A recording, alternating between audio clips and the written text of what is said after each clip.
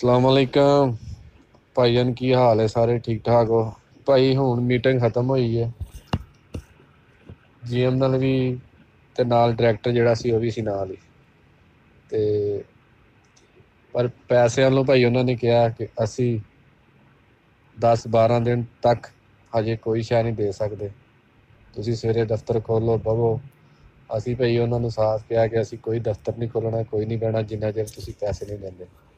ਜਿੱਥੇ ਇੰਨੇ ਦਿਨ ਹੋਰ ਲੰਘ ਗਏ ਨੇ, ਚਲੋ ਆਹ 10-12 ਦਿਨ ਵੀ ਇੰਤਜ਼ਾਰ ਕਰ ਲਾਂਗੇ। ਤੇ ਭਾਈ ਉਹਨਾਂ 10-12 ਦਿਨਾਂ ਦਾ ਟਾਈਮ ਲਿਆ। ਉਹਨੇ ਕਿਹਾ ਤੁਹਾਨੂੰ ਪੈਸੇ ਦੇ ਕੇ ਭਾਵਾਂਗੇ, ਤੁਸੀਂ ਪੈਸੇ ਦਿਓ। ਔਰ ਉਹਨਾਂ ਨੇ ਇਹ ਵੀ ਨਾਲ ਕਿਹਾ, ਉਹਨੇ ਕਿਹਾ 12ਵੇਂ ਮਹੀਨੇ ਦੇ ਐਂਡ ਤੱਕ ਹਰ ਬੰਦੇ ਦਾ ਸਾਰੇ ਤੋਂ ਸਾਰਾ ਜਿੰਨੀਆਂ ਐਂਟਰੀਆਂ ਨੇ, ਜਿੰਨੀਆਂ ਉਹਦੀਆਂ ਨੇ, ਉਹ ਸਾਰੇ ਦੇ ਸਾਰੇ 12ਵੇਂ ਮਹੀਨੇ ਦੇ ਐਂਡ ਤੱਕ ਸਾਰੇ ਕਲੀਅਰ ਹੋ ਜਾਣਗੇ। ਬੰਦੇ ਦੇ ਸਾਰੇ ਹਰ ਬੰਦੇ ਦੇ ਸਾਰੇ ਪੈਸੇ ਕਲੀਅਰ ਹੋ ਜਾਣਗੇ।